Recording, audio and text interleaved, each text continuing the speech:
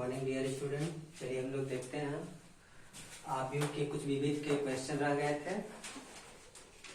इसके पहले जितने भी कमेंट में आए हुए क्वेश्चन थे वो हम अगली वीडियो में दे चुके थे।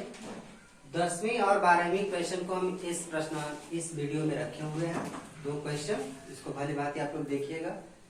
चलिए, एक निर्माता 3 प्रकार, 10वां क्वेश्चन है। एक निर्माता 3 प्रकार की वस्तुएं X, Y तथा Z का उत्पादन करता है जिनका वह 2 बाजारों में विक्रय करता है। वस्तुओं की वार्षिक बिक्री नीचे सूचित है। पहला और 2, देखिए 2 बाजार हैं, ये उसके उत्पादन के बिक्री है। कंडीशन दिया है, 2 कंडीशन के आधार पर हमको क्वेश्चन को लगाने भी हैं। 2 कंडीशन देखते हैं कौन कौन सा है कि यदि X, Y तथा Z की प्रत्येक इकाई का विक्रय मूल्य 2 रुपए 50 पैसे, 1 रुपए 50 पैसे तथा 1 रुपए है तो प्रत्येक बाजार में कुल आय आव्यूह बीजगणितीय की सहायता से जांच कीजिए। चलिए ठीक है। दूसरा देखते हैं, यदि उपरोक्त 3 वस्तुओं की प्रत्येक इकाई की लागत क्रमशः 2 रुपए, 1 रुपए तथा 50 पैसे है तो कुल लाभ ही ज्ञात कीजिए। तो सबसे पहले हम लोग को कुल आय ज्ञात करना है और उसी कुल आय की सहायता से हमें क्या करना है, इसके कुल लाभ भी ज्ञात करने हैं।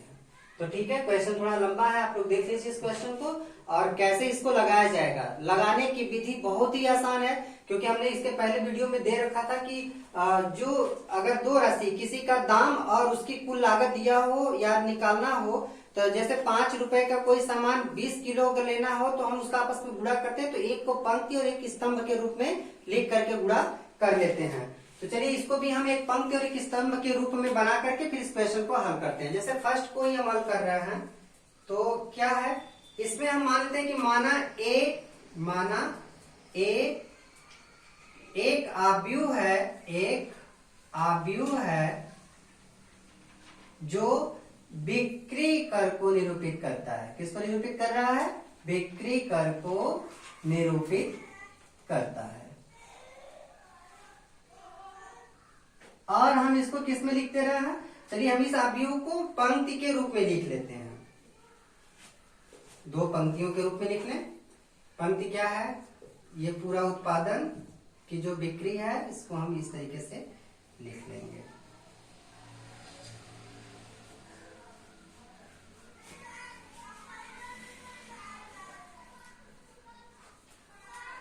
इस तरीके से।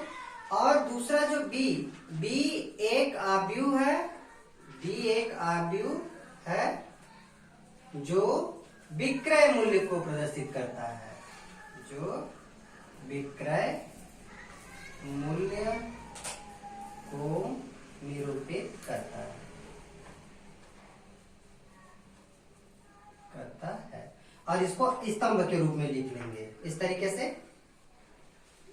स्तंभ ऐसे 2.5 रुपया, 1.5 रुपया और फिर 1 रुपया। इसको हम पैसे को रुपए में चेंज कर ले, जो 50 पैसे दिख रहे हैं इसको लिखे तो 5/2, 3/2 और फिर 1, इस तरीके से लिख लेंगे। और इन दोनों का गुणनफल ही कुल आय होगा।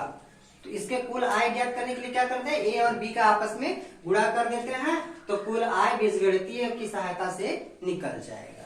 ठीक है, चलिए गुणा करते हैं। क्वेश्चन को हटा दें।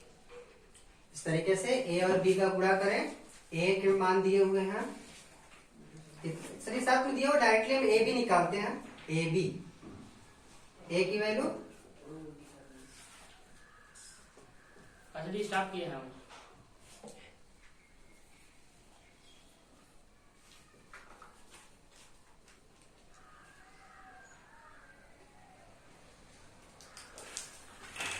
और बी की वैल्यू, और दोनों का आपस में गुणा करते हैं। गुणा करने की प्रक्रिया, सभी अवयव को इसके स्तंभों के साथ प्लस करके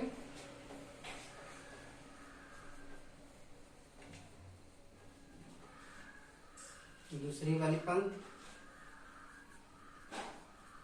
प्रत्येक अवयव का प्रत्येक अवयव के साथ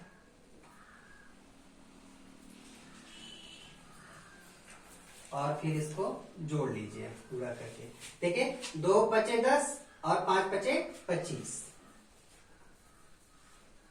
प्लस 2 एक कम 2, 1000, 3000 प्लस 18,000 जीव का तीन एक के साथ गुणा करें। इधर 2 3 अच्छा 3 5 15, 10 3 30, 8,000 इस तरीके से। और जोड़ दें तो देखिए क्या निकल जाता है, 25 3 28 10 38 38 और 8 46 46। अच्छा इस तरीके से नीचे का भी 15 30 45 8 3 इस तरीके से गुणा करिए। तो देखिए ये जो पहला मान दिया हुआ है ये पहले बाजार का है और ये जो दूसरा मान दिया हुआ है ये दूसरे बाजार का है। तो क्या लिखेंगे इसके आगे,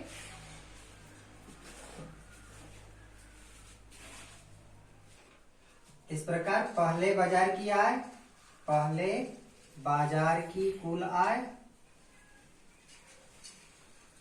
कितनी है 46,000 रुपए और दूसरे बाजार की कुल आय 53,000 रुपए। ठीक, इस तरीके से हमारा पहला टॉपिक कंप्लीट होता है। दूसरे क्वेश्चन को हल करते हैं इसी पे। यदि उपरोक्त 3 वस्तुओं की प्रत्येक इकाई की लागत क्रमशः 2 रुपए 1 रुपए तथा 50 पैसे है तो कुल लाभ ही ज्ञात कीजिए। देखिए कुल लाभ ही ज्ञात करने के लिए इसकी जो विक्रय लागत थी उसको हम ज्ञात करते हैं। ये तो बिक्री कर से था तो क्या करते हैं, यहाँ पे हम एक सी एक अलग राशि मान लेते हैं जो कि कुल लागत को प्रदर्शित करता है। यहाँ पे तो बिक्री और विक्रय था तो कितना उसके पास टोटल आय इकट्ठा हुआ है ये पता चल गया। और ये कह रहा है कि जो इसकी मूल इकाई था उसमें जो लागत लगा करके शुरू किया था तो उसके लिए इतना रुपए का था तो कितना वो अधिक कमा लेता है। इसके लिए क्या करते हैं, एक बार फिर से हम ए को ज्यों का त्यों रहने देते हैं और फिर यहीं से चेंज करेंगे कि लिखेंगे। इस क्वेश्चन को अगर आप नोट कर लिए तो हम सेकेंड लगाएं। चलिए देखते हैं आपको चेंज क्या करना है। यहां से आपको ये लाइन चेंज कर देनी है सेकेंड क्वेश्चन को हल करते वक्त कि लिखेंगे कि सी जो है एक ऐसी राशि है जो प्रति इकाई की लागत को प्रदर्शित करता है, प्रति इकाई की लागत को प्रदर्शित करता है, को प्रदर्शित करता है। देख पा रहे हैं, तो यहां से सी के मान को भी स्तंभ के रूप में लिख देंगे, यानी 2 रुपए 1 रुपए और 50 पैसे को रुपए हम बदल दें तो 1/2 रुपया इस तरीके से। और फिर इन दोनों ए और सी का गुणा कर देते हैं तो कुल लागत निकल जाती है। ए और सी का गुणा करेंगे तो ए का मान यहाँ है। चलिए देखिए हम इसी क्वेश्चन को थोड़ा थोड़ा एडजस्ट कर दे रहे हैं। यहाँ सी की मान रख देंगे तो सी का मान क्या था, आप देखिए यहाँ पे आपके सी के मान 2 1 और 1/2 है। इस तरीके से आप इसको गुणा करेंगे 2 1 1/2, यहां देखिए 2 1 और 1/2 और फिर आप देखिए इसका अलग मान प्राप्त होगा।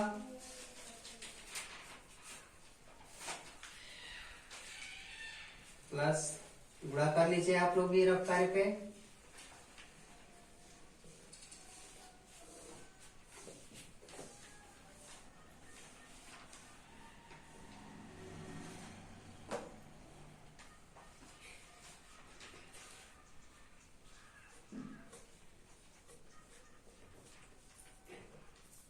इस तरीके से और जोड़ने के पश्चात देखिए क्या आपका आया। यहां हम लोग ए सी का गुणा किए हुए हैं कुल लागत निकालने के लिए। कुल लागत कितना है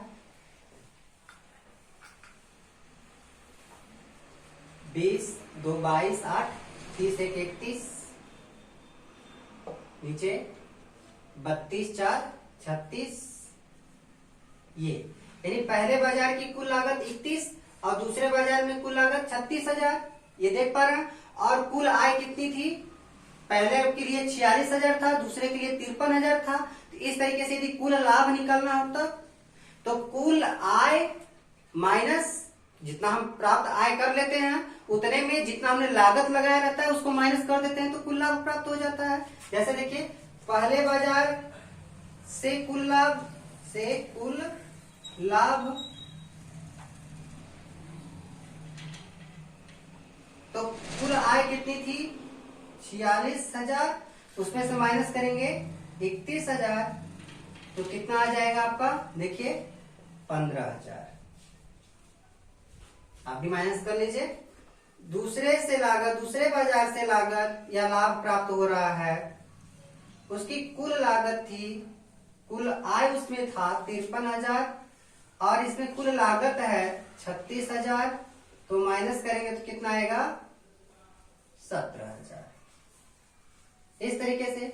और दोनों बाजारों से क्वेश्चन पूछ रहा है कि कुल लाभ बताइए, तो कुल लाभ बराबर क्या हो जाएगा आपका, कुल लाभ इसको जोड़ दीजिए 7 5 12 1 1 2 और 1 3 32,000 रुपए इसका कुल लाभ प्राप्त हो पा रहा है। तो इस तरीके से आपका 10वां क्वेश्चन कंप्लीट हो रहा है। आप इसको क्रमशः बारी बारी से लगाएं और फिर हम लोग देखते हैं लास्ट 12वां क्वेश्चन। चलिए 12वें क्वेश्चन को देखते हैं। यदि ए तथा बी समान कोटि के वर्ग आव्यूह इस प्रकार है कि A B is equal to B A है, तो गणितीय आगमन द्वारा सिद्ध कीजिए कि ए B power N is equal to B के पावर एन ए होगा। इसके अतिरिक्त सिद्ध कीजिए कि समस्त N belongs to capital N के लिए ए बी के whole power N is equal to A N B N होगा। यानी दो क्वेश्चन एक साथ सिद्ध करने के लिए कह रहा है। पहले तो एक तो हमको A B is equal to B A दिया है, तो इतने बराबर इतना गणितीय आगमन से सिद्ध कीजिए, और एन के उसी समस्त मानों के लिए क्या इतना बराबर इतना होगा। तो चलिए गणितीय आगमन सिद्धांत के 3 स्टेप हमको पता है। Step first N is equal to 1, step second N is equal to K, step third N is equal to K plus 1 रख के सत्यापित करते हैं। तीनों कथन पे बात सत्य होती है तो सिद्ध हो जाता है। पहला लगाते हैं, जैसे यदि ए बी बराबर बी ए, ये तो दिया हुआ है, ये क्या है दिया है क्वेश्चन प्रश्न के अनुसार, और आपको सिद्ध करना है। क्या हम लोग को सिद्ध करना है, सिद्ध करना है गणितीय आगमन सिद्धांत से ए बी के power n B n a, ये हमको प्रूव करना है। तो चलिए इसमें हम गणितीय आगमन सिद्धांत लगाते हैं। तो सबसे पहले एन इज इक्वल टू 1 रखने पर स्टेप फर्स्ट यही करता है। n इज इक्वल टू 1 रखने पर क्या प्राप्त हुआ, a b1 b1 a अर्थात a b is equal to b a, और b a की जगह पे a b लिख सकते हैं अर्थात a b, तो कथन क्या है सत्य है। देखिए फर्स्ट के लिए तो सत्य है, समझ पा रहे होंगे। दूसरा स्टेप लगाते हैं। स्टेप 2 तो ज्यों का त्यों रह जाता है, बस n की जगह पे k चेंज होता है रखने पर a b के और बी के ए, इसको इक्वेशन नंबर फर्स्ट मान के छोड़ देते हैं। ठीक है, समीकरण तो इसको भी मान सकते हैं, इसको भी इक्वेशन मान लीजिए, इसको सेकंड मान लीजिए। चलिए अब स्टेप थर्ड आपको लगाने हैं। N is equal to K plus 1 रखने पर क्या चेंज हुआ, ए बी एन की जगह पर हम के प्लस 1 रख दिए। तो हम लोग इसके पहले सिद्ध करते तो यहाँ पे जो एन की जगह पे जो चेंजिंग हो रहा है वो अपने आप हो जाए। अपने आप कैसे, इतने का मान कैसे अपने आप इतना हो जाता है, यही तो हमको प्रूफ करना है। अगर ये भी प्रूफ हो जाता है तो कहते हैं गणितीय आगमन सिद्धांत से कथन सत्य है। तो देखते हैं कैसे। चलिए हम इसको बारी बारी सॉल्व करते हैं। अगर एलएचएस लेके चले और आरएचएस दिखा दें तो ठीक है, हम एलएचएस लेके चलते हैं। ए बी के पावर के प्लस 1, ए को ज्यों का त्यों छोड़ देते हैं, बी के पावर एम प्लस एन का फार्मूला लगाएं तो क्या लिखेंगे बी के इंटू बी। और इस क्वेश्चन को लगाते वक्त ध्यान दीजिएगा, एक बात इसमें बहुत इंपॉर्टेंट है कि जैसे ए बी लिखा हुआ है तो हम ए बी को बी ए समझ करके यदि हल करने की कोशिश करें तो ये गलत प्रोसेस है इसके लिए। यानी ए बी है तो ए बी है, अगर हम ए बी का गुणा ए के साथ यदि इस ए का ए के साथ गुणा करना है तो डायरेक्टली यहां से गुणा नहीं कर सकते, या तो ये ए यहां रहे तब ठीक है। तो इस बात का क्रम का ध्यान रखते हुए इस क्वेश्चन को हल किया जाएगा। जैसे ए बी, अगर हमको ए का बी के साथ गुणा करना हो तो बी को यहां होना चाहिए था, वहां नहीं। बी के घात पे देखिए बी के का गुणा बी के साथ करें तो यही आ जाएगा, जबकि हमको चेंज क्या है बी पहले बी के प्लस होना, क्योंकि देखिए दोनों सेम है। लेकिन बी पहले और ए बाद में है, तो हमारा भी क्वेश्चन उस तरीके से आए। ऐसा नहीं कि हम जबरदस्ती लिख करके दिखा दें, ऐसा नहीं है। देखिए कैसे है, ए बी के पावर के, ए बी के, देख पा रहे हैं? इसके इक्वल समीकरण एक में क्या दिखाया जा रहा है, ए बी के पावर हम लिख सकते हैं बी के ए, क्योंकि समीकरण 2 में हमने कह रखा है कि कथन सत्य है, 2 को हमने सत्य कहा है, तो इसकी वैल्यू इतना रख सकते हैं। तो यहाँ लिखेंगे समीकरण 1 से हमने एक मान रखा है क्या, ए बी के पावर के की जगह पे बी के पावर के ए और क्या रख रहे हैं, बी, इस तरीके से रख रहे हैं। ठीक,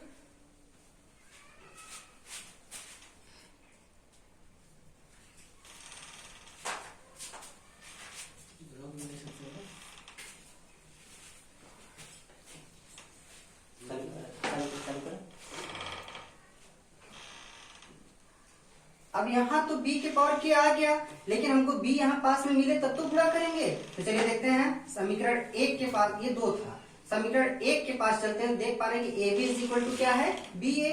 तो यहाँ समीकरण 1 से इसको बराबर कर सकते हैं। तो यहाँ लिखेंगे b के पावर के को रहने दे, ए बी की जगह क्या लिख सकते हैं, बी ए। और देखिए b पास में हो गया और गुणा करेंगे तो क्या हो जाएगा, b के घात पे k प्लस 1 और ये a। तो देखिए हमको जो लाना था b के घात पे k प्लस 1 a, RHS आ गया ना, आ गया। तो कहेंगे कि n is equal to k plus 1 के लिए कथन क्या है, सत्य है। तो n belongs to capital N, यानी गणितीय आगमन सिद्धांत से तीनों कथन सत्य दिख गया। गणितीय आगमन से सिद्ध हुआ, यानी के समस्त मानों के लिए ये सिद्ध हुआ। ठीक है, अब इसी तरीके से कह रहा है क्वेश्चन, तो यदि ये इतना गणितीय आगमन सिद्धांत से सिद्ध कर लेते हैं तो इसके अतिरिक्त एक क्वेश्चन है, इसको भी प्रूव कीजिए। चलिए ठीक है, आप इसको नोट कर लीजिए, इसके बाद हम ए बी के होल पावर n को सिद्ध करते हैं। चलिए, हमको पता था कि A B is equal to B A तो दिया हुआ है, तब हम इसको प्रूव करते हैं। अतः अब ए बी के होल पावर n को गणितीय आगमन सिद्धांत से देख लिया जाए। वही प्रोसेस लगाएंगे। Step first, n is equal to 1 रखने पर, ठीक है, समझना है केवल ए बी के power 1 a1 into b1 prove किए तो a B is equal to a b, तो कथन क्या है, सत्य है। आगे चलते हैं स्टेप 2 में, n is equal to k रखने पर ऑलरेडी कथन सत्य है।